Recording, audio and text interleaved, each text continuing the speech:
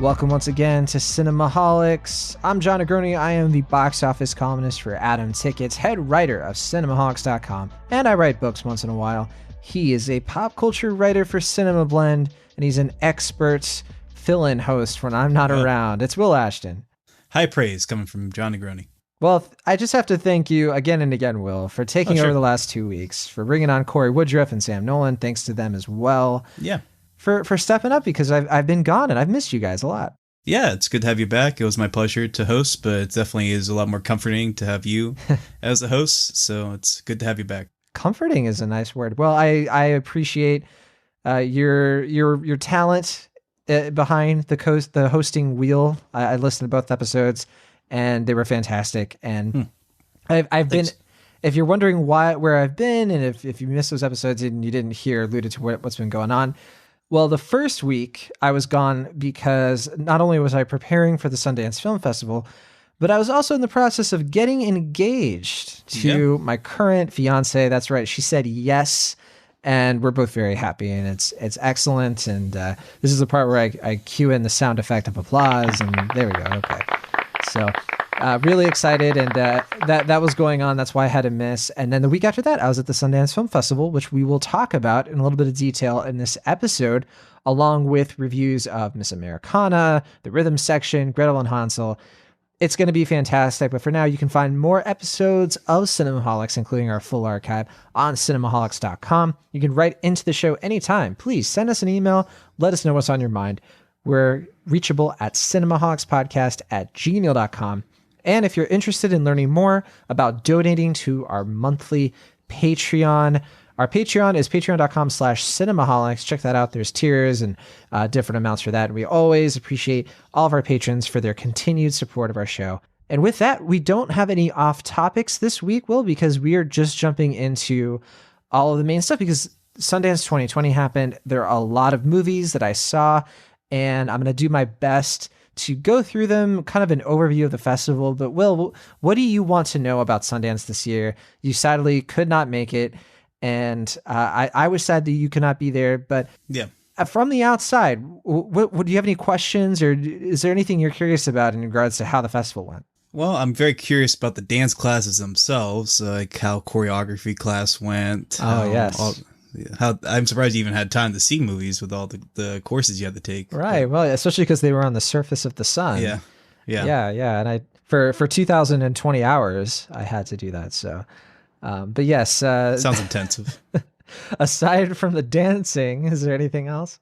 Let's see. So you saw a couple of movies I was pretty interested in. I've seen one of them already, so I won't divulge too more into that. But let's see. We were talking about it earlier, but tell me a little bit about Sylvie's Love. All I really know is that Tessa Thompson was in it, and it's gotten some pretty good notices from you and a couple other people, but I haven't really heard too much about it. So tell me a little. I'll tell you what, we had a little bit of a kerfuffle at the festival itself because I saw the Sylvie's Love with a bunch of other critics, and one of the nice things about the festival this year compared to last year is that I was working press, which means I got to hang out in the working press line. And as it happens, when you're in the working press line, you have to wait until 5 minutes before the movie starts before you can actually sit down. So we were kind of like a glorified waiting list for all the press screenings. Woe's us, But there were actually a bunch of films we got turned away from. So we kind of bonded over like hanging out in line, wondering if we were going to get into certain movies. And so a few of us, shout out to a bunch of them. And maybe I'll mention them here and there over the course of this conversation. But when it comes to Sylvie's Love, we had a little bit of a contentious argument about this movie. Not argument, but definitely a heated back and forth because I really, really liked this film a lot. And then one of the people that I was with who we had seen a lot of things, and like over the course of the festival, he and I were like agreeing on a lot of things. Like our Letterboxd ratings were very similar, but Sylvie's Love was the big one where he was like, that was boring. It was he thought the characters were one dimensional. He just did not care for it. And I came out of it really loving this. But Sylvie's Love is a new film with Tessa Thompson, and it's from the opening. You know that like, okay, this is one of those movies where we're getting something like that's really a throwback. That's like really out there. Like it starts with this all like, you know, like the Douglas Sirk films from the 1950s, like those swooning melodramatic romances. This is that movie, but with black characters. And that might be a simplistic way to describe it in a sense, you know, like, cause it's directed by Eugene Ash.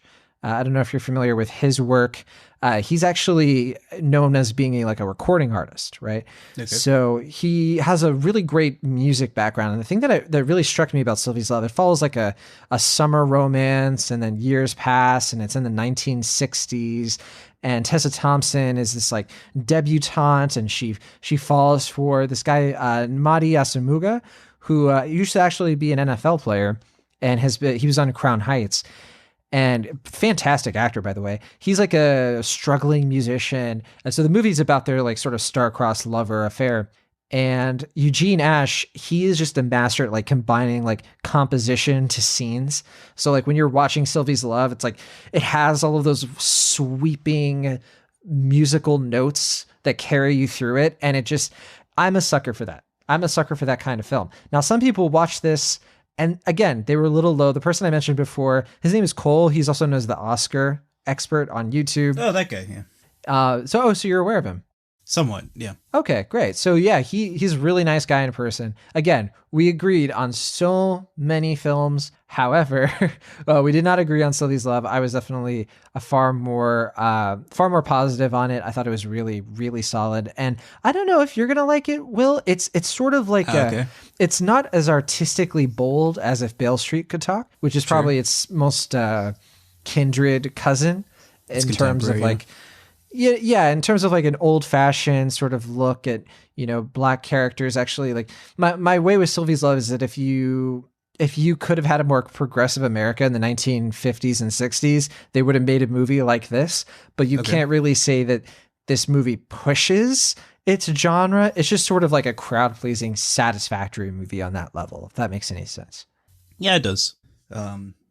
Well, since we brought up earlier, what do you think of Brenda Chapman's movie? I forgot the title of it. Come Away. Yeah. Oh boy. That doesn't sound good.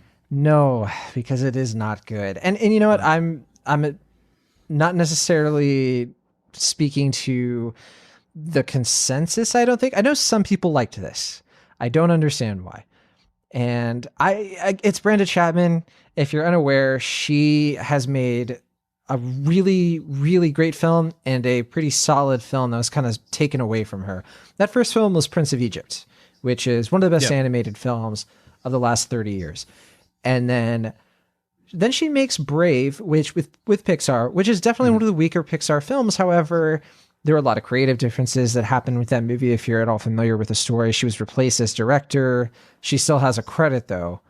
She had a heavy hand in the beginning of the film, right? Like how it starts off, because I know it starts off really strong, and then it kind of falls into a more generic trappings as it goes along. So I figure the stuff in it that I really like is probably credit to her.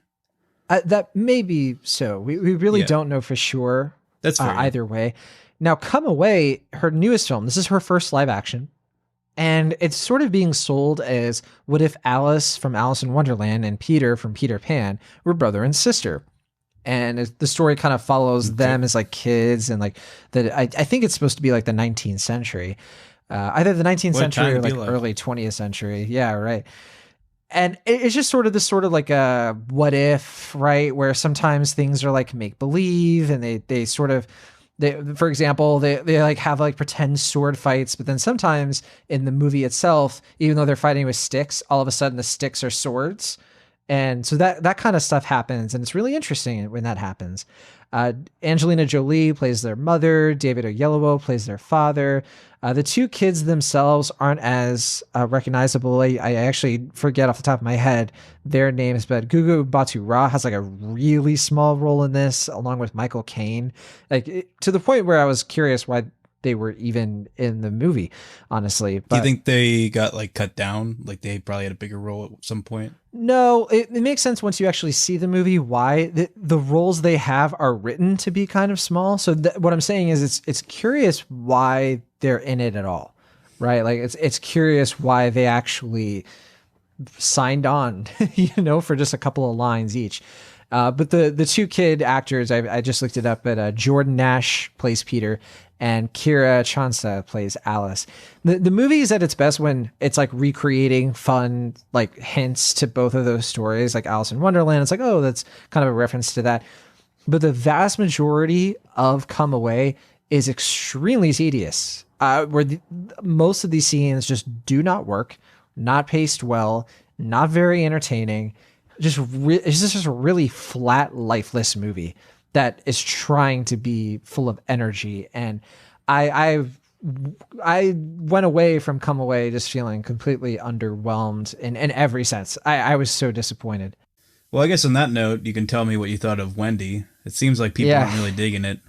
No, Wendy, yeah, that movie, it's unfortunate because so like most people, you'll remember from my winter preview, I was really, really ready to like this.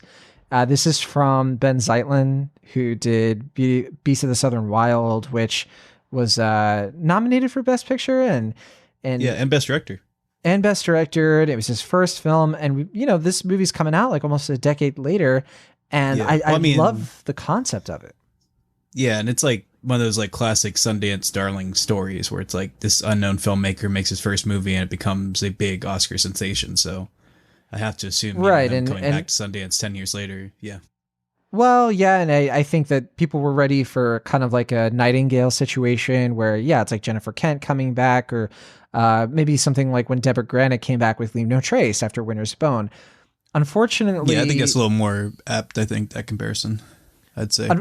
The sad thing is that Wendy was quite the misfire from my point of view. So it's another Peter Pan sort of reimagining where we really follow Wendy Darling, but instead of growing up in London, she's like a 7-8-year-old, maybe older than that, actually. I don't remember. But she's a little kid who actually lives in like the rural South of America, not South America, but Southern United States. And instead of going to Neverland in like more of a throwback time, this is like in like the 90s, early 2000s, maybe. It's really not very clear. It's supposed to be kind of like, oh, who knows when. And instead of flying to Neverland, she and her twin brothers go on this train, and Peter picks them up, and from the train they go to Neverland, which is like this island. And it's like it's supposed to be like a grittier take on the story, but it is following the story just with a totally different setting. And the cool thing about it is the early parts when they're discovering Neverland, it's almost spellbinding when these kids are just like playing together and they're experiencing the raw elements of this setting, and we're discovering this setting, and it's full of all these surprises, and it's just a really fun adventure at that point. But then the film slows to a halt, and all of a sudden, all of these rules get thrown in of like, okay, this is how Neverland works, and this is what happens in Neverland, and oh, who's this character? Oh, because of this stuff. And it gets completely bogged down in its lore. And the middle section of this is extreme. It feels long. It feels really long, and it feels pointless and airless. And our main character, Wendy, who is played by Tommy Lynn Milazzo, she goes from being this really fun, interesting character to being grating and stereotypical, and just I just by the end of this movie, I just wanted it to be over. I did not like these characters by the end. Like, this film just completely takes a turn that I just did not care for this whatsoever. So I was so disappointed. I really wanted to like it. I ended up kind of hating it. And this was the other film that Cole, the Oscar expert, he actually liked this one quite a lot. So this is the other one that he and I just did not see eye to eye on. And this film will find its fans, I think. I think some people are going to be into it, but it has a pretty high barrier to entry, and I'm sad to say that, because I was really anticipating it. That's a shame, yeah, because I really dug that trailer. It gave me some like Where the Wild Things Are vibes at times, so right. I was hoping for the best. And I mean, I didn't love Beasts of Southern Wild, but I definitely appreciated it for its aesthetics and what it did. And I was hoping for the best for this one as well, so that's disappointing to hear. But since it's coming out pretty soon, I'll give it the benefit of the doubt and see it for myself when whenever I get a chance. I hope you do. And I guess in that, I guess in that vein, you can tell me a little bit about the Force Majeure remake, Downhill. Downhill. Another oh man, directorial follow-up. We're just going through all the films I did not like as much. Okay. Downhill's okay. I'll try to find one you liked. Oh, it's okay. After this one. It's okay. We just have to be honest. So we're starting from the bottom, So Downhill, it was okay. It's very watchable. It's got enough laughs. And in my Letterboxd review, I said it really is a movie about like that family sitcom dad who has to learn a lesson because he's awful, and his wife who's way more attractive than he deserves, like that kind of thing. And at its best, Downhill like raises some interesting questions about how dark, human beings really are, how self-serving we are. The story follows a family of 4 who are vacationing in the Alps, and they think an avalanche is about to kill them. But instead of protecting his family, Will Ferrell, who plays the father, he grabs his phone and runs away. While his wife, played by Julia Louis-Dreyfus, who's a co-producer, she and the kids are just like sitting there like, did he just leave us? Now the avalanche happens, and fortunately everybody's okay. But now this marriage has to go through the tension of this father who just did something massively selfish. And the movie is sort of about that cringy dynamic between them and him and his kids and how his kids see him. And all that stuff is really great in theory. And I think Force Majeure definitely captures the essence of that in a darker, probably more human way. This movie sort of glosses it up. It sort of packages it into something that's easier to bite into. And it's not bad or anything. It really is just unremarkable across the board. I personally didn't find the comedy all that interesting, which is sad because this is Nat Faxon and Jim Rash, who they've done some incredible TV work through Community, and let's not forget The Way Back, which I of course really like much more than you do, Will. Yeah, that was fine. I think Way Back is a much superior film, and I'm sad to see the Downhill kind of lives up to its name. There are some bright spots. Miranda Otto gets a really cool recurring character in this that's kind of your typical comedic side character who shows up whenever they need to inject some laughs. And then Zach Woods and Zoe Chow kind of surprised me in this. Nice. They were fascinating to watch. And I every time they came on screen or they had scenes with our main cast, I was like, I want to follow their story instead of Will Ferrell and Julia Louis-Dreyfus, which says a lot about the writing, I think. And then last, I was a little disappointed that Christopher Hughes, who plays Tormund in Game of Thrones, he gets like one scene in this. And so I'm like, the marketing is very misleading. It makes it seem like he's going to be like some big character. He's not. He barely shows up. But yeah, Downhill, not the best. And I haven't been grading things probably because maybe when these films like come out, we'll do grades and stuff like that. But right now, these are just like my raw reactions. Okay. Let's see. Well, there's 2 I'm debating. Well, I'll start with Kajillionaire because I think I might have swayed you into seeing this one. It's the new Miranda July film. Sure. Yeah, it was tough because Kajillionaire was competing with some other films for me to see. The thing people might not realize about Sundance too is like when you go to this press, it's really hard because I could purchase tickets, but I didn't know what the press screenings were going to be, so I had to be really careful about that. Like I had to pick movies that like I couldn't plan ahead, so everything was off the cuff, and a lot of stuff I had to choose like at the last minute. Like, am I going to watch Kajillionaire or am I going to watch like Zola, for example, whatever it is, and then. It's really complicated. It's actually kind of challenging to get through the Sundance Festival and watch everything you want to watch. Like you really do have to be there the entire time to really get everything that you want out of it.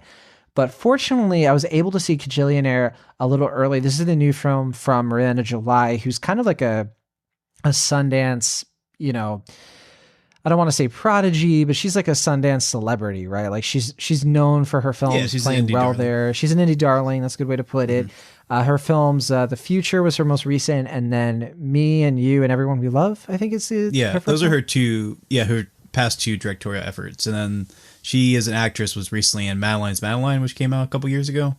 Which I think the director, Josephine Decker, had a film come out, which I didn't get to see, unfortunately. Yeah. I think that was Shirley. Yeah. But yeah. So I didn't. She's also married to Mike Mills, who I think people might be a little more familiar with. Sure, yeah. 20th Century Women, yeah. We've talked about him quite a few times on this show. 20th Century Women is a film I really enjoy. Beginners, Me too. One of my favorite films of the last decade. So two very, very solid pieces of work. But with Kajillionaire, this is a very Sundance film. I do not mean that as a negative. This one stars Evan Rachel Wood and Deborah Winger and Richard Jenkins and Gina Rodriguez. And this might be my favorite ensemble of the festival. It's really close between this and a couple other films, but it really is fantastic. I don't want to describe it too much, but it's sort of like white Parasite. So okay. That also sounds like it could be negative. But... It could be, yeah. Well, it's a lot like Parasite and Shoplifters, where it's examining like a family of con artists, which I've decided to start calling scamilies. So it's like a scamily film. Sure. And we really follow Evan Rachel Wood's character, who is this really socially awkward kind of like, clearly she was raised by con artists kind of character, and she like wears her hair down a lot. Her name is Old Dolio. She's just very quirky and offbeat. She can't stand Miranda human July affection. Character. She is very much a Miranda July character. And her parents are just sort of like living scam to scam, and she's sort of their pawn. But then things kind of change when Gina Rodriguez's character, Melanie, who's much more normal, she falls into their family of schemes, and then things sort of take a turn. And the thing that I really like about this film, it is very like, it's very sarcastic, it's very humorous, and it's also very musical, and it's very unpredictable. And it's unpredictable with its music. The thing that I liked about Kajillionaire a lot is that it always surprised me. And there were just some scenes in here where the music swells for some reason. And you either love it or you don't, I think. I think this film is definitely an acquired taste, like July's other work. But I think for what it is, it was certainly one of the more uplifting films I saw at Sundance, which I was very surprised to see. I really want to see it again too, because it's one of those films you could really dissect and have all kinds of theories for what certain things mean and why these things happen. And there's a lot of psychology going on in this movie that I thought was fascinating. Nice. Yeah, no, I'm really excited for this one. I don't know when it's coming out nationwide, but I'm excited to see it whenever it does. I think A24 got a hold of it, so yeah, they have a bunch of things at the festival this year. Right on. So this is one I didn't know about going into the fest, but I've been hearing a lot of stuff afterwards. Mm-hmm. Palm Springs. Yes, Palm Springs was one of my favorites of the entire festival. I think this one is going to do really well, if not financially, because the theater system is pretty effed. It'll definitely find an audience, and it has the potential to just be another game night situation where it sort of comes out of nowhere, and its sheer ability to make a lot of people laugh is what I think will hopefully make it popular and well received. So Palm Springs is from Max Barbacow. I think it's his first film, and it's a Lonely Island film. So Andy Samberg is in the lead, and Kristen Milioti is sort of his counter character, because it's really a romantic comedy. And a lot of people have probably already heard like what comedic trope it's ripping from. I'm not going to give away what that is here, because I think it's really wonderful to slowly discover that it's this kind of film, because I didn't know that it was going to be that. But people are spoiling it all over the place, which I think is unfortunate, because I think the film has a really great opening few scenes when you're just like, what in the world is going on here? And things are just so random and out of nowhere. J.K. Simmons is also in this film, and just kidding, Steven Simmons. What? That's a reference to a different podcast. Just kidding, Simmons. Oh, J.K. Simmons. Okay, yeah, not aware of that podcast. I hope it's called Just Kidding, Simmons, but no, that's not the focus of the podcast. It's just a running joke therein. But anyway, continue what you were saying. I don't want to say too much. I'll say that the film takes place. It opens and we're at this wedding, and Andy Samberg plays this guy named Niles, who is just this really nihilistic, nothing matters kind of guy. He's just sort of coasting through the day. He shows up to the wedding in shorts, and everyone's just like fascinated, including his girlfriend, who's one of the bridesmaids. It's like, what in the world is up with this guy? And Kristen Milioti plays the maid of honor, who is the sister of the bride. And she's like, what is up with this dude? And so the two of them start to talk, and then things transpire. And it's a very wacky comedy. It's got some like sci-fi in it. It's also got a lot of just philosophy, which I was surprised about. It asks a lot of existential questions, and there's some fun thought experiments. But yeah, when you boil it down, Palm Springs is just a riot. It's just really funny, and it's also heartwarming. It's got its moments. It's a lot more heartwarming than like Popstar, although Popstar did have some things in it that were a little bit emotional too. So I shouldn't say that. How's it compared to Brigsby Bear, since they produce that as well? I actually compared this to Brigsby Bear in I think it was my Letterboxd review, because you do get that sense too, where you can tell it has that spirit of like passion behind what makes a movie, right? So Brigsby Bear was all about like the beauty of making movies. This movie is a little bit less direct in its metaphor, but you can tell it's made by people who understand the comedy genre and are doing things to make it better and to evolve it and to progress it. And it's so surprising because it's coming from these kind of goofy comedic elements. And I don't know what they were able to turn it into is it's a little bit of a miracle that this film works as well as it does. It's really solid. And I think it's going to go down as some people's favorite film of the year, or at least in like their top 10. Okay, cool. Yeah, I mean, I have kind of a mixed relationship with Lonely Island's output as far as our movie stuff is concerned. So I'm hoping for the best here, hoping for another Brigsby Bear as far as my enthusiasm for it. I don't know if it won't reach Brigsby heights, but I do think it'll definitely get closer than hopefully you expect.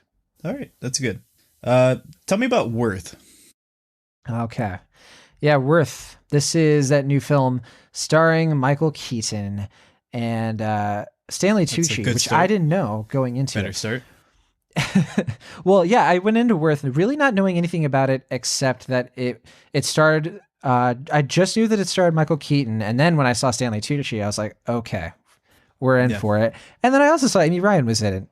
Are they a couple in it? No. Oh, well, can't get everything. yeah. Unfortunately, our luck ran out on that front. But I also knew that the film sort of followed things that happened after 9/11. So the plot of the film is that 9/11 has happened, and when these situations, like these disasters happen, there is this sort of like cynical reaction to how do we make it so that the victims of 9/11 don't sue the airlines and basically crash the economy, which I'm sure that wasn't going through a lot of people's mind when this was all happening back in 2001. However, it was like a big deal. And people in the government and the airlines were like, we need to figure something out. So that sort of birthed the 9/11 Victims Compensation Fund. And this fund was just a way to like get people to, here's a certain amount of money, please don't sue anyone. And this would go to the families of the 9/11 responders who passed away, the people who passed away, tragically, in the World Trade Center and Pentagon attacks and all of that. And the film follows a lawyer named Kenneth Feinberg, who we start the movie sort of like getting to know this guy, and his whole job is evaluating what a human life is worth. And he says in the beginning, it's like, it's not a philosophical question. Like there is a price point where if somebody dies, your life insurance goes to a certain amount. And so that sort of matter-of-factly says a life is worth this much. And some people's lives are worth more than others based on economic impact. And that probably sounds really mean and cynical and bad. And it is. And this movie is about that. And it follows just the crazy bureaucracy of how human life is evaluated in light of a disaster that I thought was really fascinating. And I thought this movie did a really effective job of like laying out the importance of understanding how this works, why it happens. If anything, this movie could have stood to be a little bit darker. It gets a little schmaltzy, and there are things that happen toward the third act that I did not think were as earned, and I was a little let down in some small ways.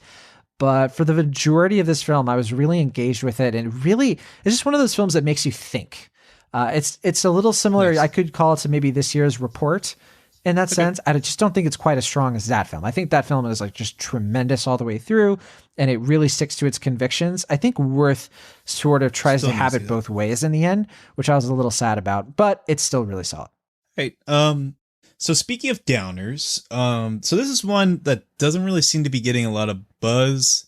And what I have heard about it seems to be pretty negative, but everything I've heard about it seems to intrigue me. Okay. Which seems to be more of a like me thing than anything else. But I'm just out of curiosity gonna ask about Falling, the Viggo Mortensen directorial debut. Falling is not a good film. Well, that's what I'm hearing, yeah. But it seems like it's like Viggo Mortensen based this off his dad, I've heard, right? Or is both of his parents. Okay, and it's like them shouting in a room together. It really, and we got to start moving through this because it's a lot. I saw a lot of. Well, I'm trying to. I'm just that's what I'm kind of. I'm the one who's going on and on. But Falling, like you said, it's the directorial debut of Viggo Mortensen. He also co-wrote the screenplay, and it really is like it's a lot of flashbacks of our main character who is gay and lives with his partner and their adopted daughter. And it flashes back to his life growing up with a very abusive father emotionally and maybe physically. It's kind of contentious about that. Okay. But the movie really is Viggo Mortensen and Lance Henriksen just sparring throughout. And that part that part of A Holiday where two adults who clearly don't agree on anything are yelling at each other and arguing about everything? Okay. Any holiday, like just your typical like Christmas not the Nancy or Thanksgiving. Meyer. No, not the movie. Just the generic concept. Sure. I get it. Just imagine you were stuck dealing with that for like 2 hours. And that's why this film... That seems kind of fun to me. But it sounds like it's not a fun movie. It's not, because I just do not like sitting through this old cantankerous man being old and bigoted and annoying for 2 hours. And it's just... So it's not like witty bantering. No, it's not witty at all. There's no cleverness to the script. It's just... I bless Viggo Mortensen, but I just think that this film, he just did not carry out a film that adheres to the rules of filmmaking. And you can do that. You can break the rules all you want when you're an expert and you understand them thoroughly. But I really got the impression that he doesn't, because there's no rising action in this film. It's just scene after scene, which could be a short film in the way that it's like, okay, intro, here's a scene. Here's the rising action of the boiling point, blow up, resolution. And then there's like 20 of those. And that's not fun to watch because it's repetitious and it's repetitive. It just hits the same point over and over again. So you just keep wondering, why am I still here? Why are these characters still here? Let it end. So Falling is, it's actually kind of true to its name, because instead of rising action, it's just like your goodwill is falling continuously. Downhill. Falling. All right. In that vein, I guess you thought Bad Hair wasn't good hair?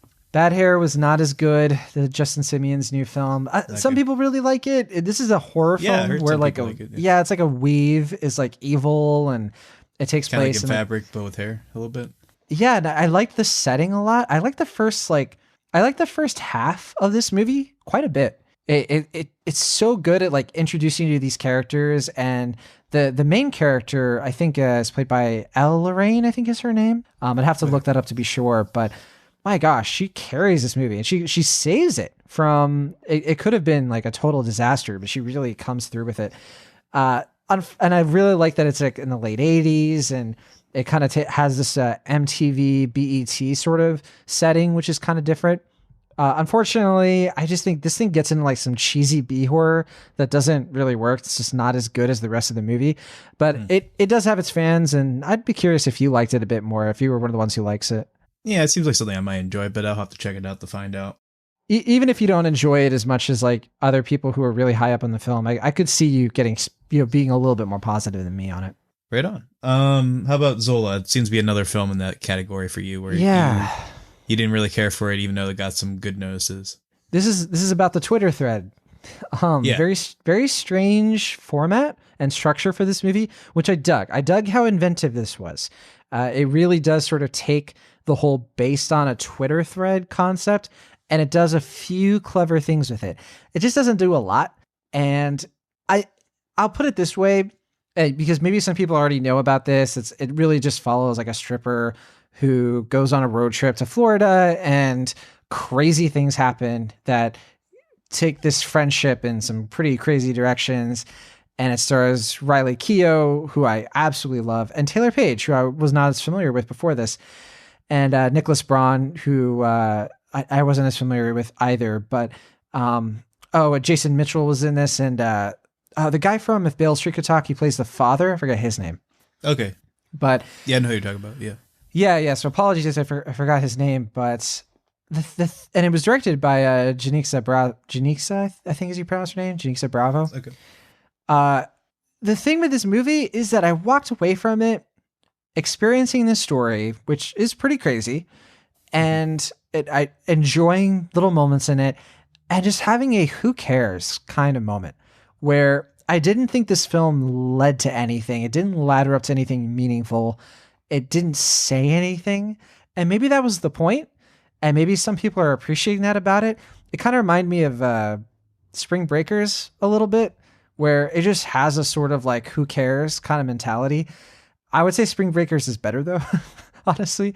And I just walked away from this not caring, honestly. And I not really being interested in anything else, that like not really being interested in finding out more about the story. And like this sort of movie should make you think like, wow, what really happened? Like, oh, I want to read the tweet thread. I'm like, I'm good. I don't really care. Seems like more of like a pain and glory, or not pain and glory, a pain and gain kind of thing than Spring Breakers. Maybe I could see that comparison being made in some ways. Okay. Let's see. Well, I heard about The Assistant because I saw the trailer for this before something recently. I think Queen Slim. Yeah. And I was like, whoa, like how did I not hear about this movie? It was at Sundance, and I found out it was at this year's Sundance. But it came out in limited release this past weekend, so it seemed like a quick turnaround from Sundance to theaters, at least in limited release. But for sure. As Julia Garner, who I really appreciate a lot as an actress, I think she's really talented, and I'm curious to see it mainly for her, and also just because that trailer really hooked me in. But it seems like an uncomfortable watch, to say the least, as well. Yeah, it is a bit of a, I wouldn't say uncomfortable. I would definitely say uncomfortable in the sense where you watch it and it's like anxious. It seems like very like anxiety inducing. I wouldn't say that either, honestly. Like, okay. Did you see the trailer or just okay? No, I haven't seen the trailer. So I don't know how they're selling this movie. Sure. It's really slow.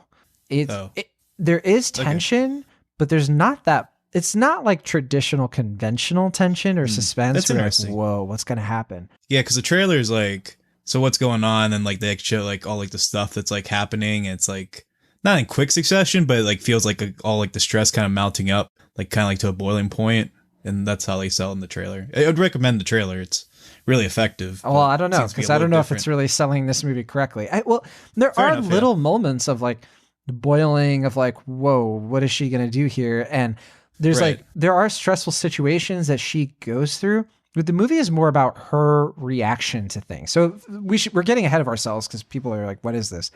So The Assistant is, you follow a single day of this young woman who recently got hired to basically Harvey Weinstein's production company. It never names him. It never shows who this person is, but you could easily like fill it in. Like, right. It could be like anybody is actually what is based on, or is it just kind of undoubtedly. Yeah. You could tell. Okay. It's pretty cut and dry on like, it's following the Harvey Weinstein story, but without naming him and without making it so that you would just conclude that it is that. It's sort of trying to be a little bit timeless in its presentation, but the point of the movie is when we're following this woman sort of where she is kind of like seeing firsthand that clearly this guy is doing what Harvey Weinstein did, preying on women, trading like, oh, you get this part of this movie if you do this for me, sexual favors, that sort of thing. I thought this was a more effective movie in terms of like how it tackles like the Me Too movement than say Bombshell, which was so playful and like really flip about all of this stuff. The Assistant actually takes it seriously. And it shows you how this happens, why it happens, and the people who know it. Like one of the craziest things that happens in this movie is you realize like everybody knows this is going on and they joke about it. But the movie doesn't play it for laughs. It plays it for like horror. Like this movie I could see why they would cut the trailer to make it feel not like a horror movie, but like a thriller. But a lot of this movie is really kind of slow, where she's just very slowly going about her day, and it's showing you the monotony of her job, and it helps drive home why she would ignore in certain cases things that are happening that she doesn't want to know. I mean, to be fair, like the way the trailer's presented, I can also see that being the case, but it had like kind of a thriller aspect as well that made me feel like it was going to be a little bit anxious as well. But I'm definitely very intrigued nonetheless. I'm definitely glad to hear that it is worth watching as well. It's definitely worth a watch. Good movie, also an important movie. I think it'll be a nice little time capsule for audiences who want to understand the moment in time, or they want to understand in a dramatic retelling, like how this stuff went down in Hollywood and like why it was allowed to happen.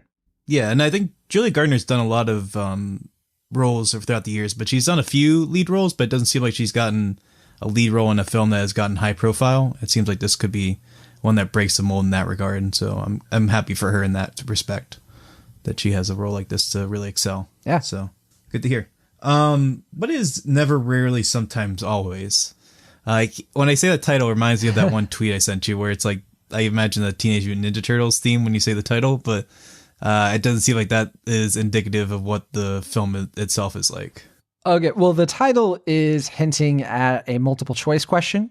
So never, rarely, sometimes, or always. And I don't want to say too much about the film. This is one of my favorites of Sundance.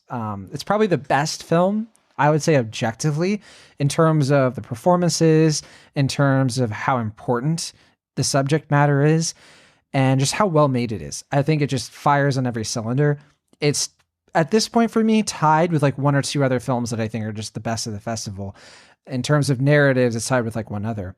But the story follows a young girl who travels from Pennsylvania to New York with her cousin in order to get an abortion because she's a teenager. The only way she can get an abortion without her parents finding out is if she goes all the way to New York to do so, where the laws are just a little bit different. And it's a fascinating movie to watch because it's hard not to get out of your head that this is something that, you know, like abortion is something that could very well become completely illegal. And this movie sort of tackles like the bureaucracy of it and how difficult it is for somebody to do it without the consent of their parents. And beyond all that, this movie is about friendship between these two young girls. And there's a lot of silent friendship between them. There's a lot of like devotion and unconditional love. And in that sense, it's a very beautiful portrait of family in this movie about something that is very divisive and polarizing, right? So I think of all the films I saw, this was certainly the most intellectually challenging. And it was one of the best acted. It's full of almost complete unknowns, which Eliza Hittman, the director, is kind of known for that, right? And there is a scene that happens in this film involving a conversation between two characters. And it's one of those scenes that the movie ends and you can't get it out of your head. It's kind of stuck with you. And I got very emotional during this scene. I found myself just feeling really heartbroken and feeling like my heart was being squeezed a bit, which I was surprised because this main character, she's not your typical main lead. She's not quirky. She's not Juno. You know, she's not this like witty know-it-all. She's like a kid and she doesn't know a lot. She's a teenager. People say things to her and she's like, I didn't know that. And when you're watching it, you're like, oh, that's right. Because this movie isn't being written in a sense like a Hollywood screenwriter's imagining of a teenage girl going through this. This is being written by somebody who's wanting to inject authenticity into this experience.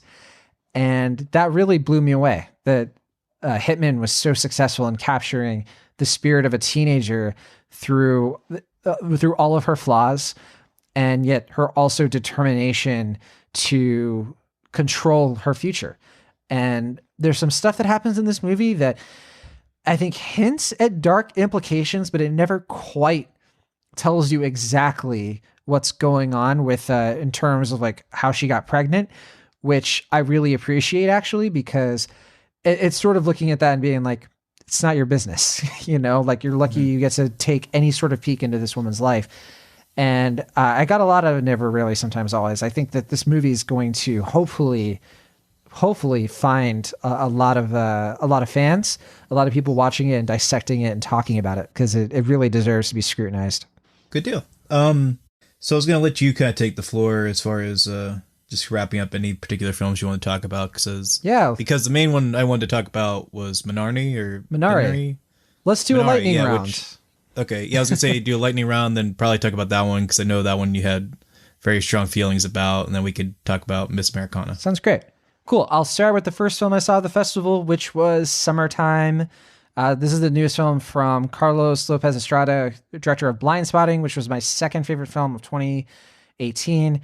Summertime wasn't quite as good. It's like a rap poetry, slam poetry sort of thing with like unknown actors, and it's not that bad or anything. It's just kind of like a C+ sort of movie. It's just really cornball toward the end. Unfortunately, it just wasn't quite for me, but I think Estrada is still a really great director, and I'm glad he got to make his slam poetry movie. He clearly wanted to make this movie. You get that sense. I also saw Happy Happy Joy Joy, the Ren and Stimpy story. This is a new documentary that I ended up seeing because I couldn't watch Zola. The first time I tried to watch Zola, I couldn't get in. And so I ended up watching this instead. This is directed by Ron Cicero and Kimo Easterwood, and it's about the rise and fall of Ren and Stimpy, the Nickelodeon animated series, and it follows the early life and the career of John Kricfalusi, who I really didn't know much about at all going into this. But this movie, this documentary puts a really good... it gives you a really good reading of who this guy was, some of his really problematic and toxic behaviors, and then you find out some other things about him that make you rethink Ren and Stimpy quite a bit. I wasn't the biggest Ren and Stimpy fan growing up. I didn't really watch the cartoon. Did you, Will? Well, sort of. Like, I didn't grow up with Nickelodeon, but I remember having, like, seen some of the tapes of it, and then I remember, like, I tried to watch the adult show. This is like when I was in college. Like I tried to watch the adult show and I just like couldn't get past like 5 minutes of it. Right. Like even like I have a fairly like crude sense of humor, but like even I was like pretty off put. Yeah. By like the adult Ren and Stimpy, just for like how like gross and horny it was. Well, what's great about this movie then is it shows you why that is. Like it shows you what really made Ren and Stimpy, like the original stuff, what it was. And it wasn't just John Kricfalusi. It was basically, it was basically John K being restricted by Nickelodeon, I'd have to imagine. Well, not even just that.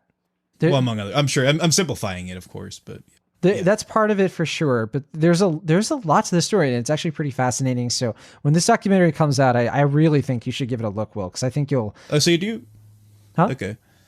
No, I was going to say, I'm surprised you're recommending it, because truth be told, I've heard only negative things so far.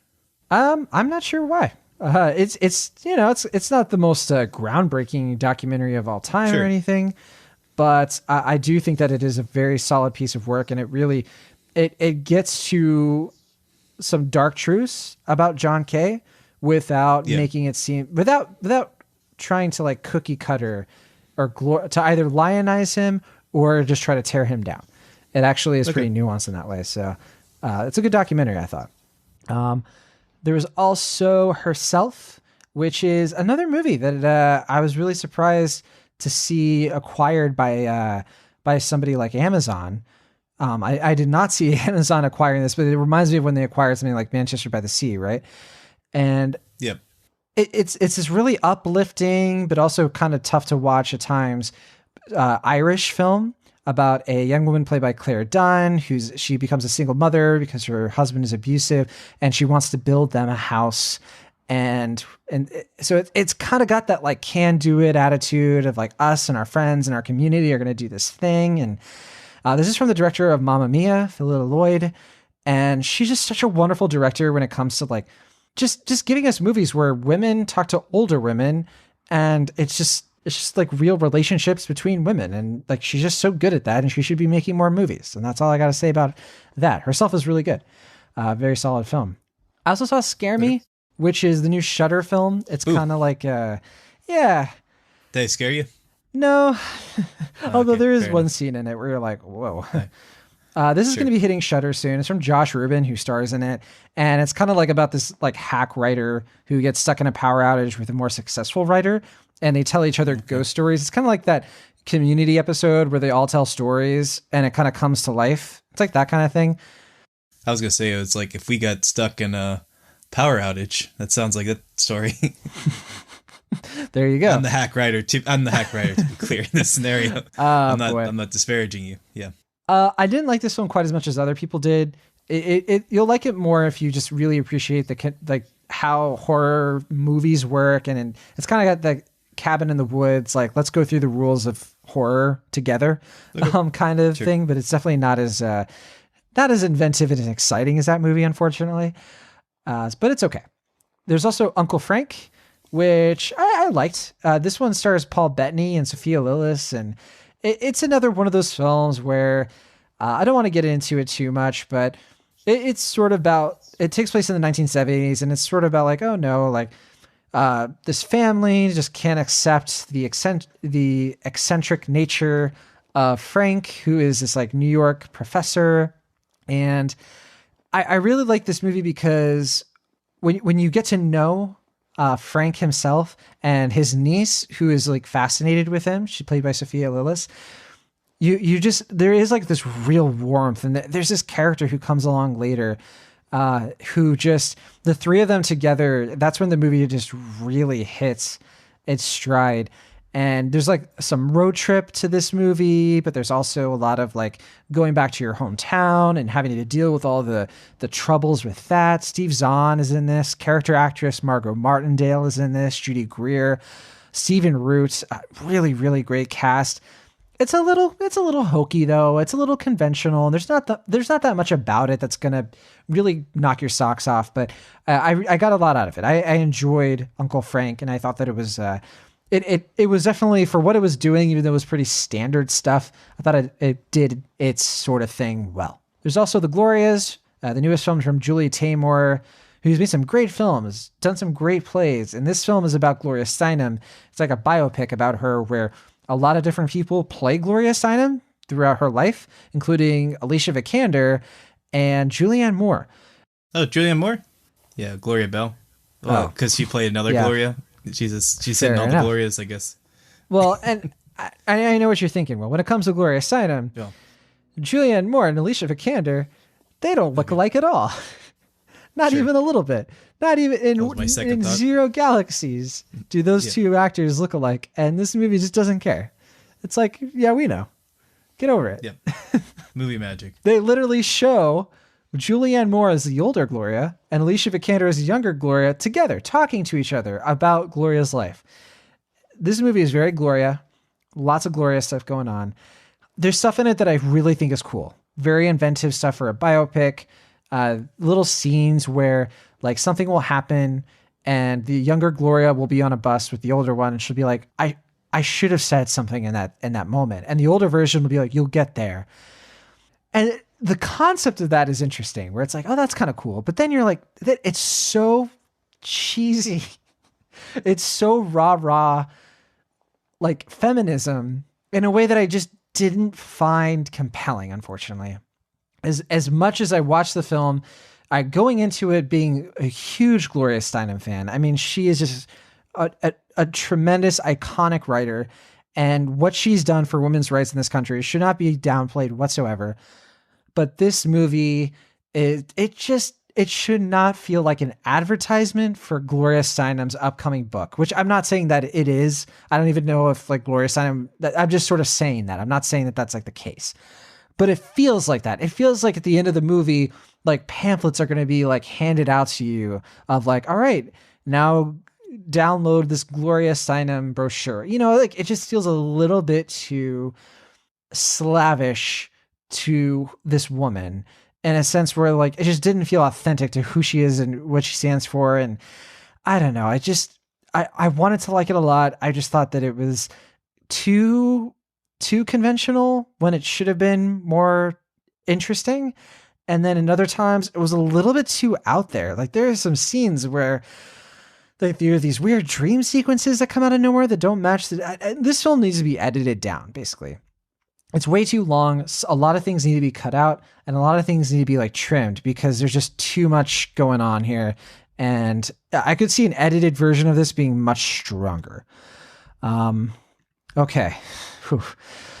Still some stuff left. Charm City Kings, really dug that. This is a new. Oh yeah, I saw the trailer for that. It's really good.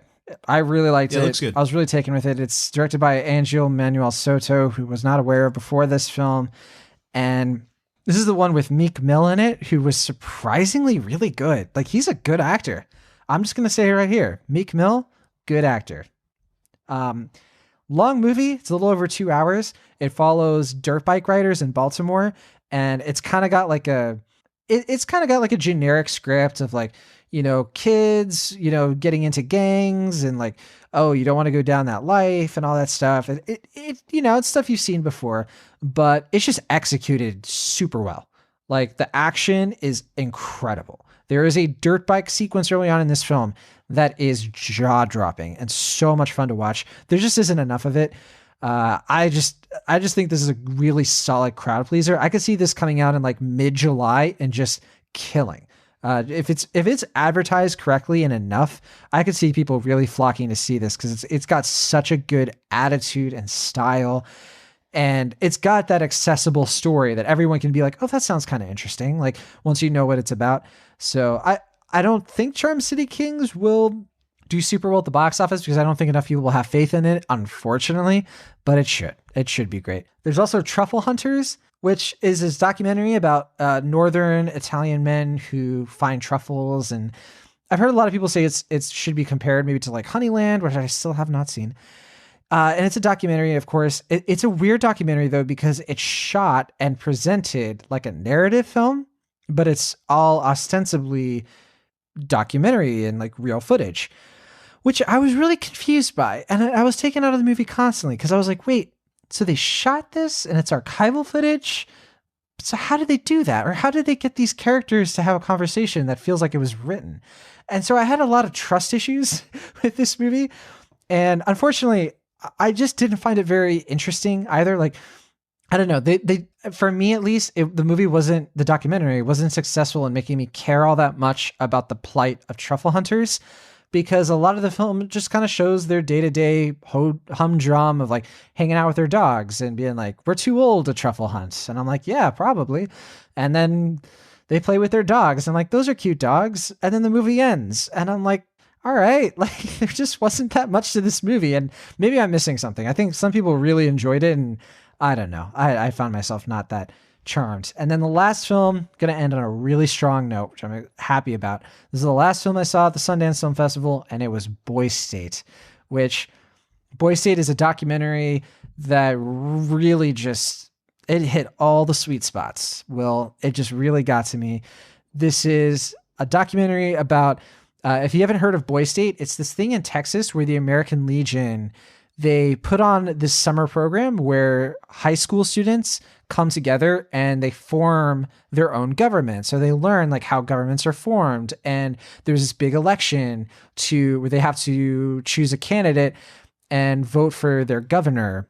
And there's like two parties and all that. And the documentary follows like a bunch of different characters. There's like an immigrant kid who kind of like, you learn like his story as it goes along. There's this like conniving sort of like conservative kid who like, he really shows you like he really is like frank about how politics work and how you have to play dirty to win. There's this like one character there's this one real life person that they show in the documentary who he like talks frankly to the camera, and he's like, yeah, I gave this speech and like, cause I was running for governor and I lied about being for this position because I thought that's how I would win. That's how I would get people to vote for me. And what's fantastic about this documentary is it's such an accurate and creepily wonderful microcosm of how politics in America are working today and how broken politics are today. And when you see these kids, like these 17, 16-year-olds getting together and doing this, and I just think that it's such an effective showing of the future, the next generation, and how what we're going through today in just modern American and European politics, it's not going to end in our time. Like, there are people watching and observing what's going on in the world today. and they're learning from it. And this next generation, they're going to take what they saw and they're going to run things or do things their own way. And it should kind of scare you a little bit, because they're going to be a lot smarter than us in terms of like, they're going to have all that information and they're going to go through things that are so different. And I definitely found myself just really, really feeling for a lot of these guys, and finding myself thinking twice about certain opinions and ideas I have about government and how people get elected and that system. And I'm probably making it sound really nerdy and really yeah, put your pocket protectors away, kids, because it's about to get number game up in here. But no, it's actually really thrilling to watch. I was in complete suspense in this movie in this documentary. I keep doing that. Wondering like, oh my gosh, is this person gonna get elected? Oh my gosh, there are so many little moments like that. So I thought Boy State was awesome. I really dug it. Cool. Whew, that was a lot of movies. It was a lot. So did you still want to talk about Minari? Oh, there was one more. There's Minari. Yeah, briefly, because we'll be talking about this movie some more. But this is probably my favorite film of the festival. Can't believe I didn't mention it, but Steven Yeun and Lee Isaac Chung. It's about a family, rural Arkansas, 1980s, cute kids, difficult life issues. Definitely read my review for something more in depth on theyoungfolks.com. Yeah, it's a really good review. I get really personal with this movie. I don't want to open up that can of worms here, but this movie is like a fantastic drama with comedic elements, and it's just one of those movies you watch and you feel everything watching this movie. And it really puts you in the shoes of these Korean immigrants who come to Arkansas for the American dream, but you find out it's really the father's dream, and how that affects his family is what this movie really gets to the heart of. And I thought it was incredibly moving and really worth your time. And I think it of all the films I saw, it probably has the best chance at securing some Oscar nominations through merit alone, not really taking into account how the Academy can be sometimes not as prolific or not as magnanimous when it comes to performances that come from people who are speaking subtitles or speaking in a film like foreign language films. Because a lot of this film is in Korean, where they go back and forth between Korean and English. But Minari, it's wonderful. We definitely need to keep talking about it as the year progresses. When this thing hits wide or limited release, probably wide release, hopefully, we should definitely get into some more detail, because I really hope you see this one sooner rather than later, Will, because I think it's worth a conversation for sure. So yeah, I'm definitely excited to see it. Okay, there is another film, but it came out on Netflix, and I need to stop talking before I lose my voice. And Will, you've been patient and silent, and I want you to take the floor. Miss Americana. This is the second film I saw at the Sundance Film Festival. Tell us all about it. Sure. So Miss Americana is a documentary about basically the more intimate details of Taylor Swift's public or private persona. We follow her from the beginning of her career as a teenage country star, moving into the celebrity mode that we started to see at the beginning of this past decade, primarily with the Kanye West incident at the MTV Music Awards. Then we see her rise to superstardom, and then from there we get a portrait of her life as far as her balancing her like image as far as how she wants to be perceived by like a media perspective and how like her publicist want her to be perceived. And then this also ingrained desire to want to be liked and want to be appreciated for what she's doing. And then a point where the public perception has turned sideways, like how she tries to reinvent herself with her album Reputation, as well as becoming a political figure where she was previously more apolitical. And that's kind of a brief overview without diving into some of the more specific details of the documentary. Right, yeah. So Lana Wilson made this, and I thought this was a really solid documentary. I thought that it got to the heart of like who Taylor Swift is, how she wants to be presented. I know there's some debate going on of like, okay, but how forthcoming is it really? Is it really just taking these difficult things that Taylor Swift has gone through and condensing it into something that she approves of releasing? And I sort of come on the other side of that. And I'm like, well, yeah, it's her story to tell. And I'm okay with her telling it her way to preserve her image because I don't know, like, what's wrong with that? What do you think? So I'm kind of on the fence. I get where you're coming from, and I can see why you like it, and a lot of people are liking it. And I don't dislike it necessarily, but I came away feeling kind of cold from it in a way that I don't think was intended. Because, like you said, I mean, nobody is really obligated to reveal too much about their personal lives. Like, it's, you know, even if they're a celebrity, they don't have to have this obligation to, like, let us know their private details. Like, that's something that should be, you know, their choice. And I think Taylor Swift is someone who wants to be forthcoming, and I think she often is in her music, but she also respects that she also wants to perceive an image.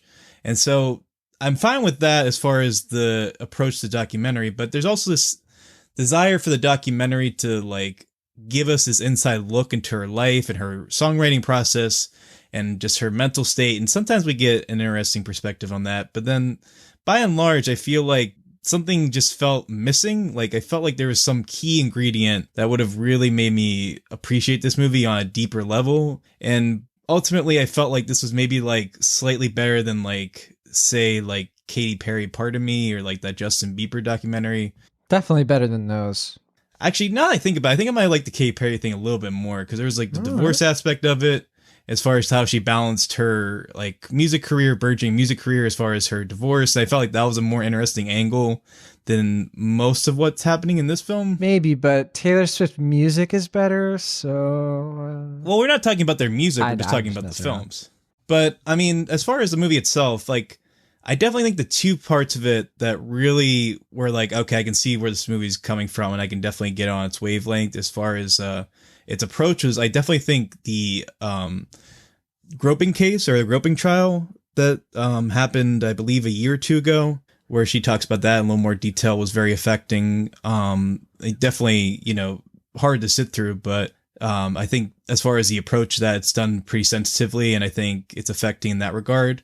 And I also found her approach into politics was pretty interesting. Although I gotta take gripe with, she goes and says, Nashville is my hometown. It's like, Reading, Pennsylvania is your hometown.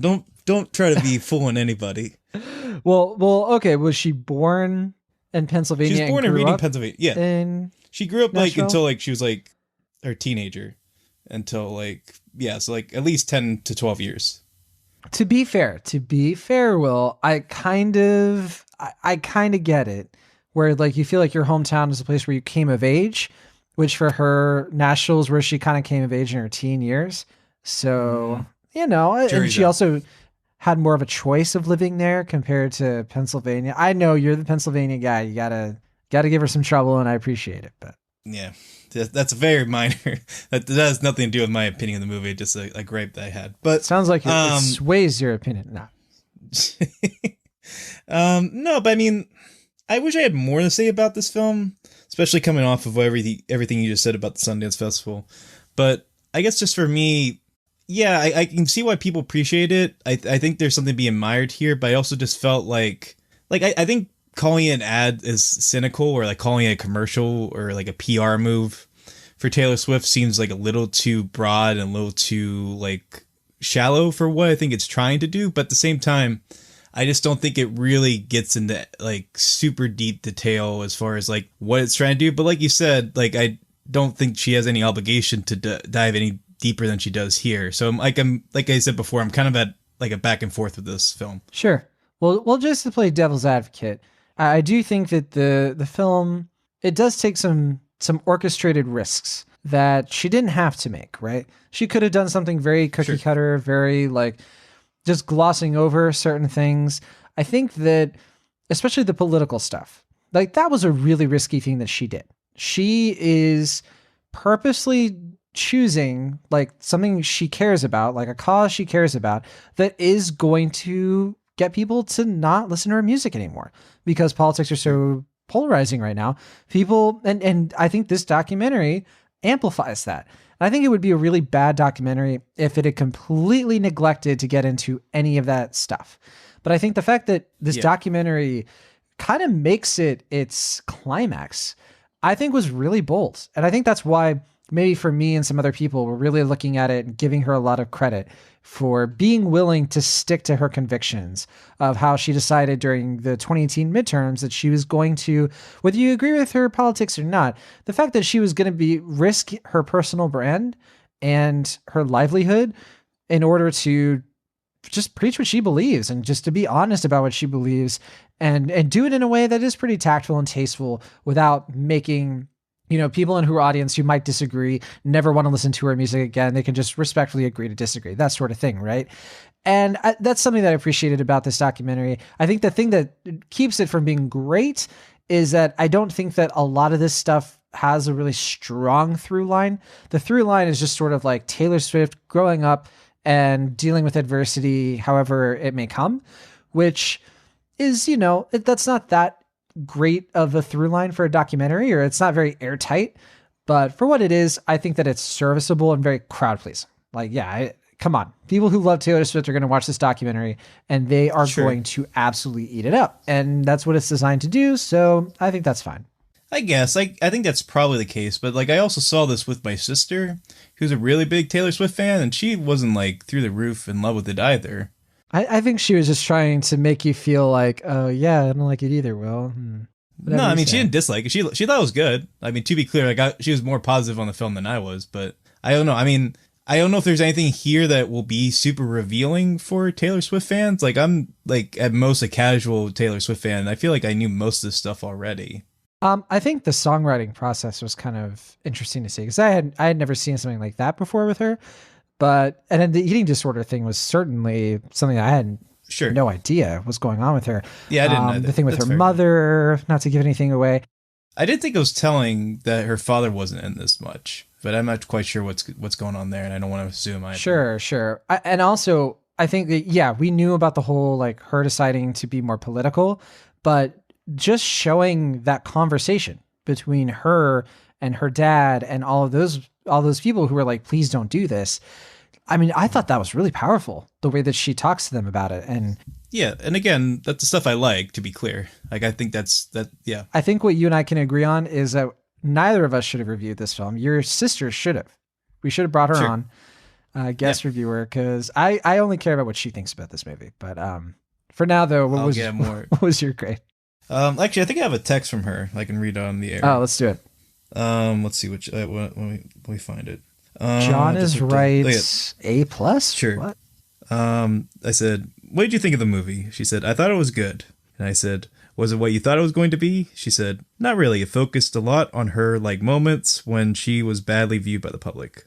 Yeah. That's all I got. Well, I think it's good too. So I think we're on the same page. Sure. I'll have to ask her what grade she gave it, but yeah, no, I'm pretty whatever with it, I guess. I mean, I think it's fine. I mean, it's definitely as a Netflix exclusive. I mean, I know you saw it with the Sundance crowd, but I mean, it was, as a weekend watch, it didn't, tax me or, take anything away. But I mean, I also felt like I wanted something a little bit more than what we got. And maybe it's me being selfish here. I don't know. But yeah, I don't know. I'm just kind of okay with it. I felt like it's revealing in some respects, but it also feels kind of telegraphed in other respects. So it definitely feels like we're getting a somewhat intimate, but not completely intimate look at her life. And I feel like that middle of the road approach, I don't know if that's beneficial or more detrimental. But I mean, like I said, she's not really obligated, even as a celebrity, to reveal anything more than what she did here. And if this is what she perceives to be an accurate portrait of her life and her profile and her celebrity, then, maybe I need to give it a second viewing to respect that. But as it stands, I probably would give it a C+. All right. Yeah, I'm like a low B. B for Britney Spears' Wishes. Her documentary could be this awesome. Although I would see a Britney Spears documentary in a heartbeat. Yeah, I mean, actually, I think that would be a pretty interesting story. And I was, because I'm glad they brought up the Dixie Chick documentary. Yeah. Because I was thinking about that, and I was like, this is kind of similar, just going in the same vein of that Dixie Chicks documentary. That would be fascinating. And then they brought it up. I was like, yeah. But, yeah, I also got to say, I would say the most revealing aspect of this movie is when she claims that she didn't start eating burritos until she was 27, which... Yeah. I had to I don't know what she said. You call for the rest nonsense of the on that? I'm not calling nonsense. I just want to know, like if I was a director and I would have been like, wait, well, how? Well, to be fair, Will, right. not everybody, I don't know, like I didn't eat burritos very often until I moved to California. Like very, very rarely. I don't think I had like a real burrito until I moved out here. I had like Taco Bell burritos and that's it. You know, it's just not that big on the East Coast. You know that. I mean, like, I would say like a third of my diet in college was burritos. Oh, like bean burritos and stuff like that. Well, not for everybody. For me, it was like ramen, you know? Just that, you know, with burritos, you can make, it's like a sandwich. You can just kind of put whatever in it and it becomes a burrito. I hear you, like, but to be deprived of that for most of her 20s is it's quite a reveal. I do also, I really want to give her a lot of credit for dropping the F-bomb more than once. That's all I wanted from this.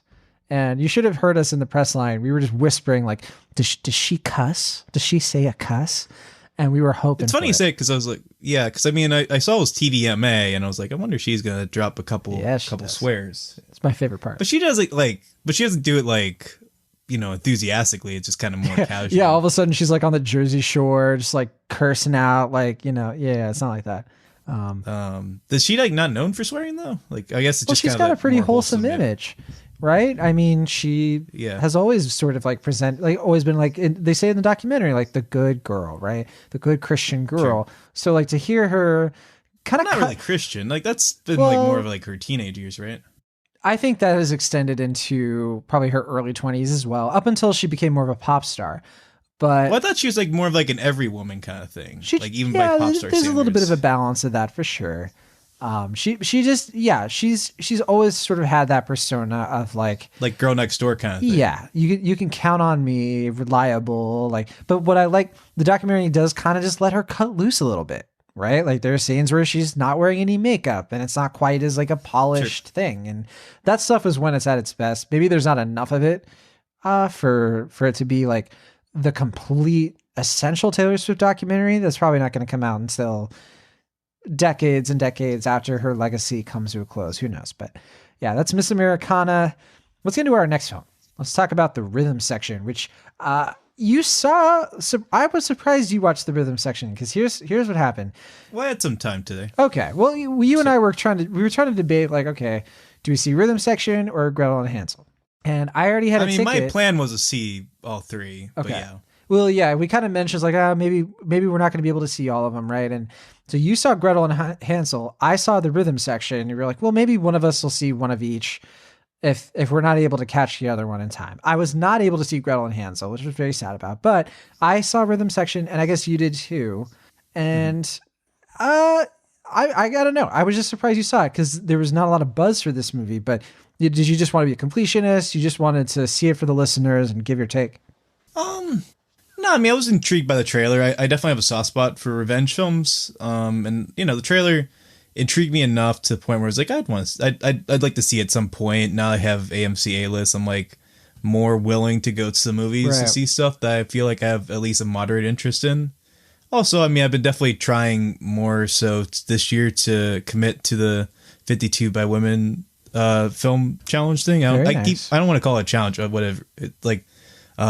Whatever the correct word would be there. But Endeavor. Yeah, I've been doing pretty good. Was it? Endeavor? Sure, that's a good one. So I've been pretty good about that this year, and I felt like, yeah, and this would be, you know, at the very least, I can add it to that, and, you know, I was expecting it to be fine, and I think that's basically what I got. So, but I know that you're kind of more negative than I am, I think, on this. I am a fan of Reed Morano. I really liked the Skeleton Twins and Kill Your Darlings and Frozen River. But she's a cinematographer. Oh, okay. Yeah. That makes sense. Okay, because I was looking at the films she directed, and I'd heard of them. It was like Meadowland with Olivia Wilde and the Peter Dinklage Apocalypse film. Well, with Ellie Fanning. Yeah, her first film was Meadowland, and she directed a few episodes of The Handmaid's Tale and won an Emmy for that. So, you know, she's really come into a great directing career sort of through both film and television, which made me think like, yeah, we were talking about rhythm section in our winter preview, and kind of a big question mark because I think the trailers for this have not gripped me. They just hadn't. even though I was really excited. You know, Blake Lively is in this, Jude Law, Sterling K. Brown. This is a sort of assassin action drama, which is based on a novel by Mark Brunell, and Mark Brunell actually did the screenplay as well. So Yeah. You could tell it was based on a novel, I feel. yeah, it is one of those movies where you can tell that like they're sort of like breezing past big plot points, and you're like, Oh, yeah, there's definitely. probably way more to that, wasn't there?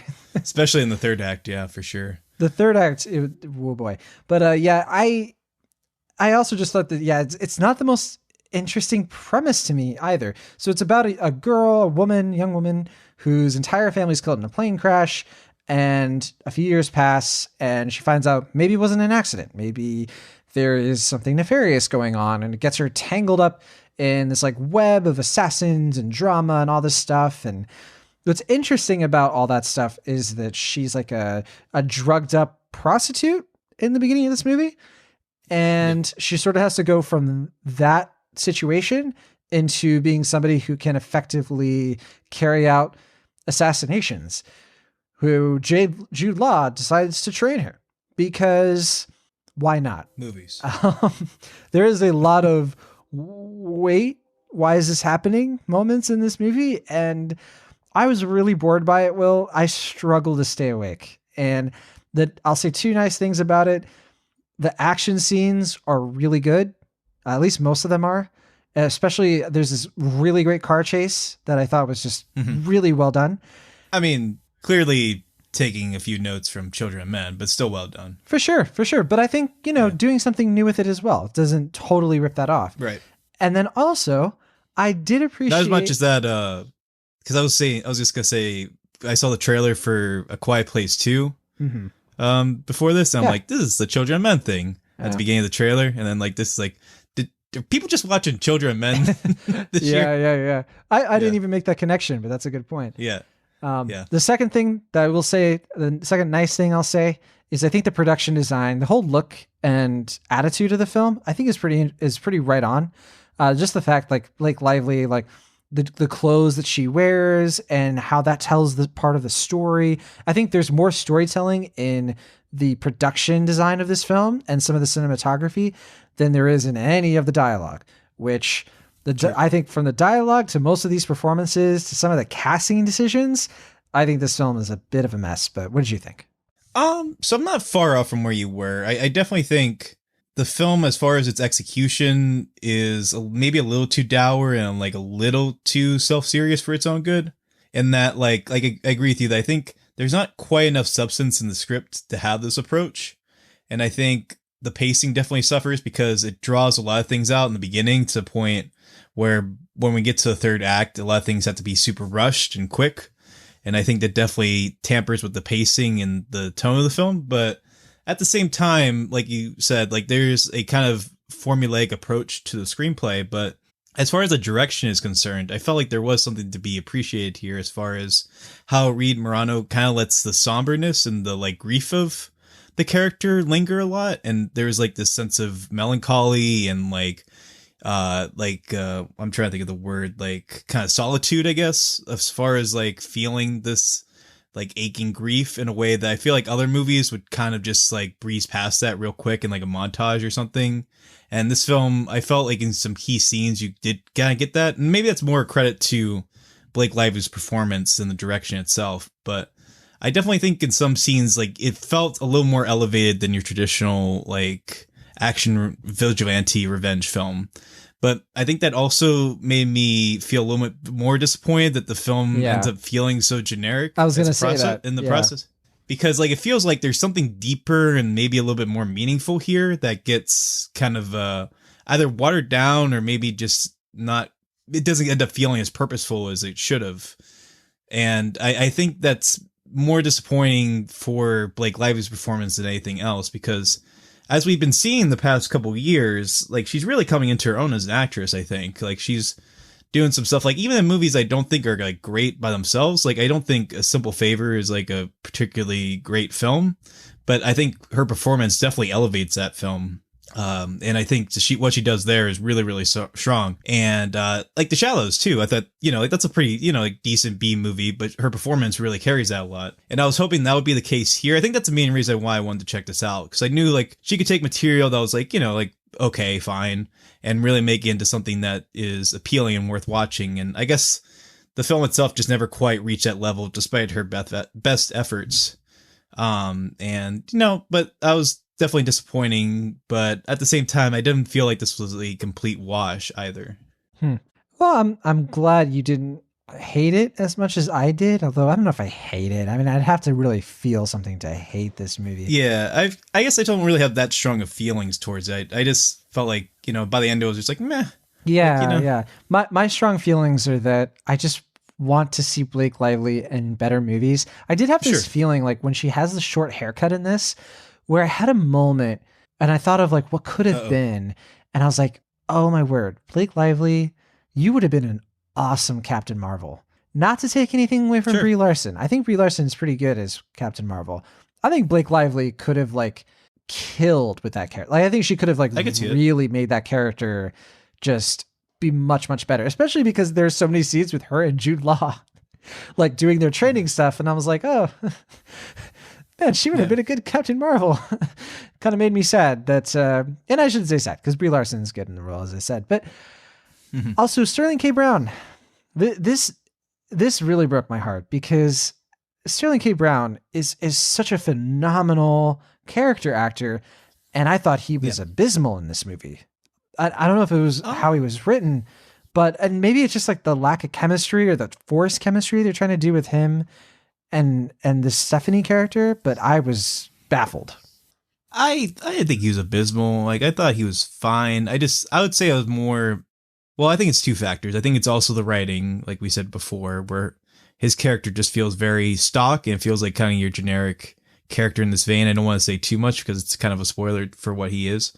But I also think like the editing in some key scenes in this movie isn't very good. Yeah. Like there's definitely like at least like 2 or 3 key scenes that feel like they're cut out of this film. And like they tried to patch it together and it just feels very like abrupt. Like, oh, we're at this point in the film. Cause like you said, like we know the formula of this and we're like, okay, this is the point where this thing happens. This thing's happening. Just like, oh, we went from like C to F. It's just like we're at that point in the story now. Like, okay, yeah, I guess we just breezed past some things. You can really tell that they were like, yeah, we need to make this below 2 hours because it just barely is. It's like 109 minutes. So yeah, and this movie, this is going to be a flop, I think, because it had like a really, really bad opening weekend. $2.8 million at the box office, $50 million budget. So this is really bad. This is Paramount. And Paramount really needed this to do well. They need any film of theirs to do well. Yeah. But apparently Sonic is going to do really well, which I mean, it might open with 45 million. So yeah, but I mean, still, that's not going to be that big a hit, especially with like the big costs that they're going to have to take with Sonic, considering the redesign and all that. Yeah, but I mean, if you take that into account, also Quiet Place 2 is probably going to do pretty well. So they might have a slight rebound in the next couple months. I think Quiet Places, they're putting a lot of hope into that. Which, isn't unreasonable. I don't know if it's going to do as well as the first one, but I think it might do okay business. So I'm hoping for them. I mean, because they've definitely funded some like pretty audacious, high-end, high-concept movies in the past few years that other studios would not fund. Yeah. And, not all those movies worked out, but, at least a few of them were interesting enough that I applaud them for even giving the green light to it. And if we lost them, that'd be a shame. Well, I give Rhythm Section a C. A C for crescendo, but only that crescendo being me waking myself up while watching this movie. That was terrible. Wow. Do you want to do that again? No. I'm going to own up to my failure. Sure. Yeah, we're actually not too far off. I gave this one a C as well. Oh, yeah. But not too far off, you mean, exactly the same. Right. No, but I mean, the way we were talking about it, felt like you were going to be a lot more negative, like C minus, maybe even like higher D plus. Well, I think you said it. You said it pretty well. It's like my disappointment is stronger for this movie being generic, but I can't. It's not a D movie. It's not D plus. There's too much. There's too much stuff in here that's well done for me to be all that mad. Sure. I mean, the way I see it is that it's probably going to be in like the $5 bin at Walmart one day. That day is probably going to be like next Monday. So maybe that's the like rhythm somebody's section. going to see, oh, Blake Lively rhythm section. Oh. And there'll be like a quote from like some radio station, like KPRXC 27. It says action packed. And it's like, oh, I might check that out. And then they'll go home and they'll watch it. Even the radio show tempers its enthusiasm. I love it. That's like too accurate. If you're listening right now and it's in the future, and please keep an eye out for that rhythm section DVD because we want to know if it's action packed. Yeah. No, the real irony is going to be that it'll be the quote from me. Like they'll just take out everything else they said and just the fact that I said action packed. Cinemaholics and podcast. Like, Will Ashton, Cinemaholics. You're just hoping that's the case. So that's rhythm section. Yeah.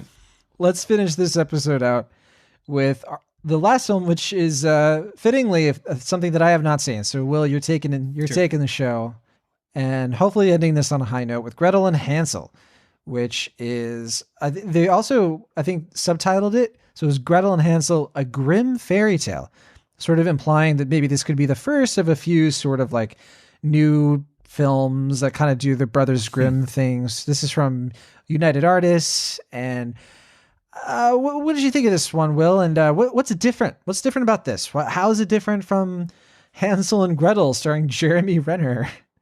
Which I remember actually liking that movie a little bit more than most people. So I don't know. I mean, like I remember the reviews for that were pretty bad, and I saw it and was like, well, it's not good, but like it was kind of fun in like a campy sort of way. But I digress. That's a different film, different review. Gretel and Hansel is the third film from director Osgood Perkins. He's probably best known as the son of Anthony Perkins, who played the lead character in Psycho. But he's been developing this kind of interesting directing career where I feel like he's kind of more maybe like a cult niche following than like a mainstream name, which is why I'm pretty surprised he got like a film of this like caliber and budget. He made, what was it? I Am the Pretty Girl That Feels, or that lives at home at night. That was on Netflix. Yeah, I haven't seen it, but I think I know what you're talking about. Yeah, it was like a Netflix exclusive. I Am the Pretty Thing That Lives in the House. And then The Black Coat's Daughter, which was like, what's her name from Sabrina and Mad Men? Yeah, I do remember that. That's Kieran and Shipka. And Emma Roberts. Yeah, Lucy Which Boynton. I just saw last year. Yeah. Which was like delayed for like a long time, then like quietly came out through A24. Both films are like solid, but like not particularly noteworthy, but they have this kind of like slow burn aesthetic and very like atmospheric, moody tone that definitely seems distinctive. Like it's very apparent that his influence as a director is burgeoning in these films, but like the story doesn't quite come out in a way that I feel like matches the strengths of his direction, especially as far as a slow burn approach. And that's more or less where I'm at with Gretel and Hansel. I mean, if you heard of Hansel and Gretel, you probably know the story, so I'm not gonna like retell it because it doesn't go too far off the realm as far as what that is, but okay. It's basically a reimagining of the Hansel and Gretel story, but like kind of given like the witch treatment. So it's given this kind of like what do you call it, box frame style, a lot of different like kind of atypical unorthodox camera positionings, and it follows I think Sophia Lillis from the It movies, Child Beverly. Yeah, she was also in the movie I mentioned earlier, Uncle Frank. Oh yeah, that's right. And then don't forget Nancy Drew, the latest Nancy Drew. She was Nancy. I totally forgot that was a thing. Most people do. And then what's it? Samuel Lakey? I think this is his first film. Yeah. He's a total unknown, huh?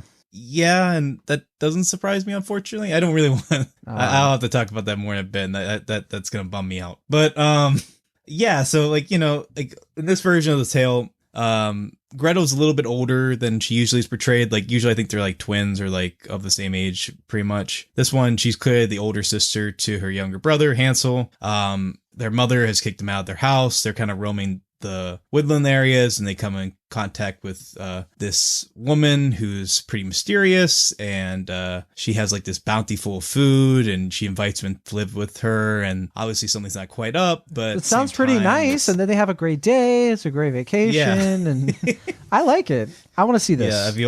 Yeah, you've only heard I guess half the tale of Hansel and Gretel, I'm assuming.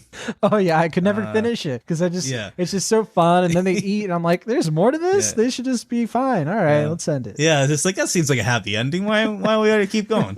But no, yeah, I mean it's you know, nothing particularly surprising if you know the story, but the approach of it certainly is one that I think for like, it seems like most people are digging it for the first half and then kind of having mixed feelings towards the second half. I kind of had mixed feelings throughout, but as opposed to some of the other movies we talked about, there was enough in here that kept me intrigued and kind of invested in its weird aesthetics that I don't know if it's just like I was surprised to see this type of film in like an AMC theater, if it was just actually genuinely like good and creepy, but there's just like enough in here where it's just like every time I want to like give up on the film, it introduces something intriguing as far as like its aesthetics or its approach or its performances that I'm like, okay, I'm kind of going back in this.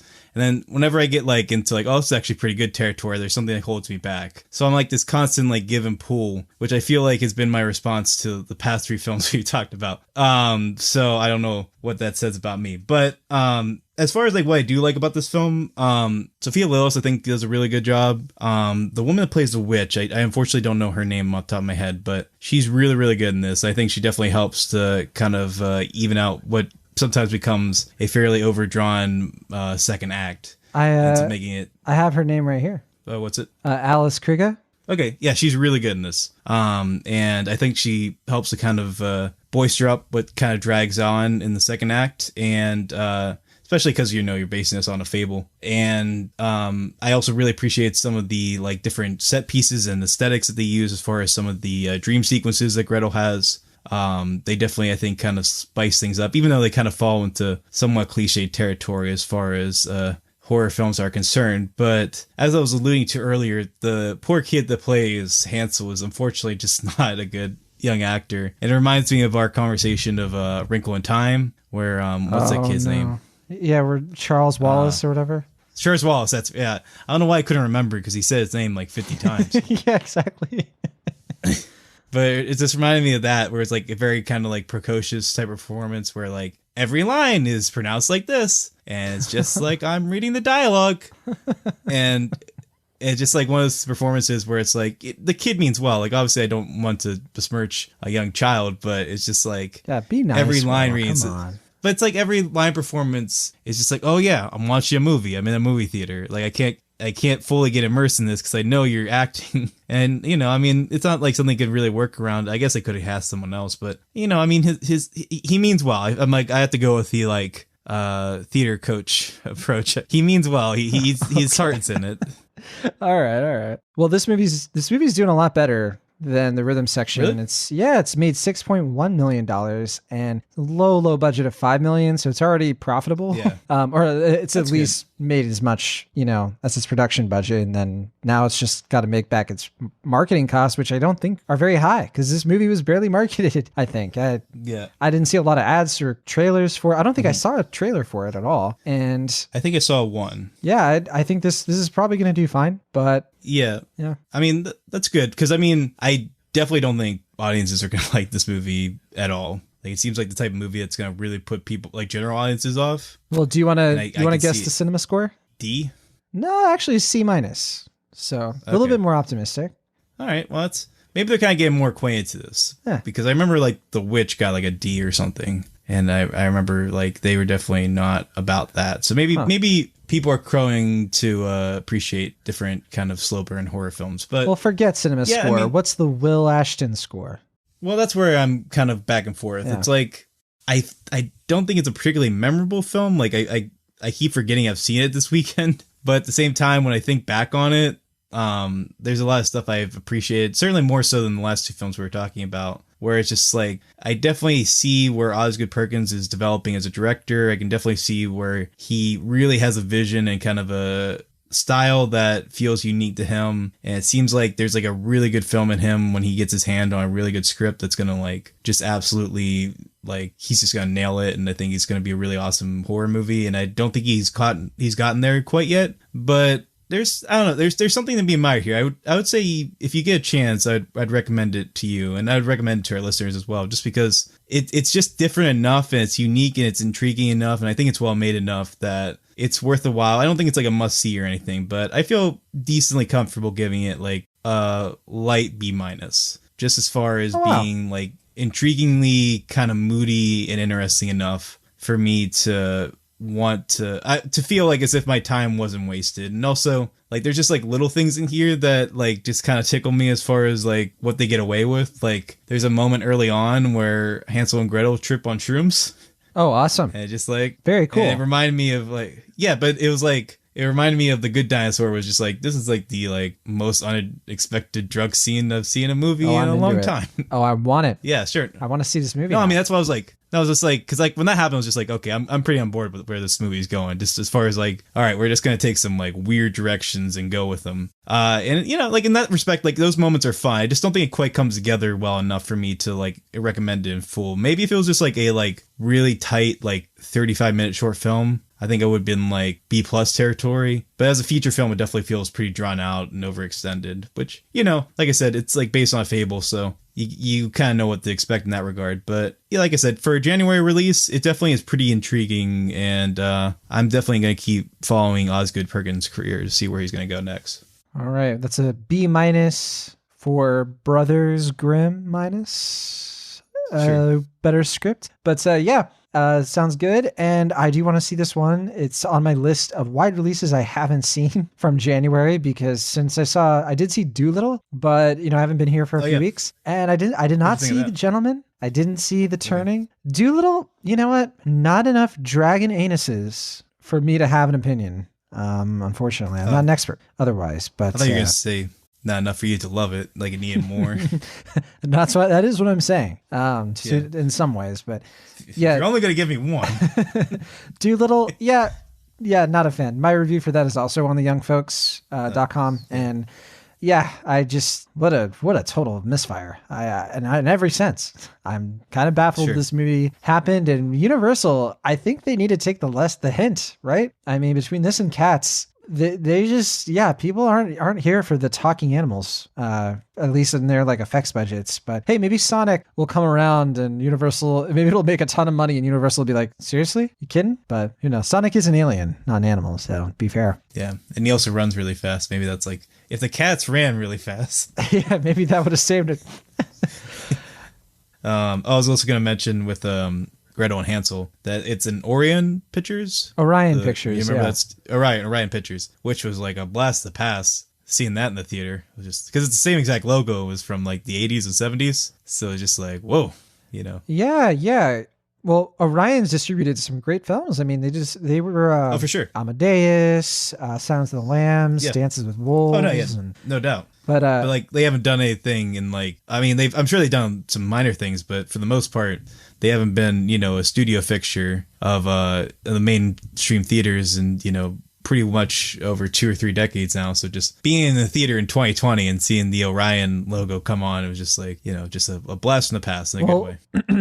What about Child's Play? That was them, wasn't it? Oh yeah. Well, I saw it on DVD, so I guess I didn't see that in theater, so it didn't hit me quite as hard. I think the last one, because I didn't see Child's Play, the last one I saw in the theaters that had the Orion, I think was Anna and the Apocalypse. Okay, I didn't get the chance to see that. Okay, yeah, and then so I guess maybe Belko Experiment. Like releasing, did they do that? I think they did. Okay, I guess they're releasing like 1 or 2 movies a year. So at least in the theaters, maybe. Yeah, but here and there. Well, good for them. I mean, glad they're still around. This is now an Orion Pictures podcast. Yeah. Every week we discuss Orion Holics. Orion Holics. Yeah. All right, that's going to do it for our show this week. Thank you as always for listening. Next week, we're going to be talking about Birds of Prey, which is the newest DC Comics super villain movie, starring Margot Robbie, of course, and an colorful cast ensemble of DC characters, which I'm pretty excited to talk about that film. Anti-heroes, I guess. Yeah. Well, some of the characters in the Birds of Prey are anti-heroes. Some are straight up heroes like Black Canary, and then others are total supervillains like Poison Ivy. You know, John. Yeah. Oh, Poison Ivy's in this? Wait, maybe not. I think Poison Ivy has things with Harley Quinn, but yeah, maybe she doesn't show up in this movie because it is Birds of Prey. I don't know. Maybe they still want labels. They have a Huntress with Mary Elizabeth Winstead. I know that. I'm going into this not knowing a whole lot about this movie, but I do really like the Birds of Prey stuff. I even watched the Birds of Prey TV show. I don't remember that live action show. I don't know if you remember that, but it's weird. No. Okay. But anyway. Oh, wait. That was like a pilot, right? There was a few episodes that came out, and I think it got canceled. Yeah. Okay. Yeah. I think it was very short-lived, though, right? Oh, for sure. That was like early 2000s. It was like the Smallville era was when that happened. But yeah, Birds of Prey will be our big review next week. There's a couple of limited releases coming out, like The Lodge, and Then We Dance, and Come to Daddy, which I don't know if we'll be able to see and review as well. But either way, we'll have a good episode. And a lot of things are hitting streaming on February 7th. There's like Timmy Failure hits Disney Plus. And then the last thing, I think, was it Last Thing He Wanted was on February 7th, or was it the other Netflix one, Horse Girl?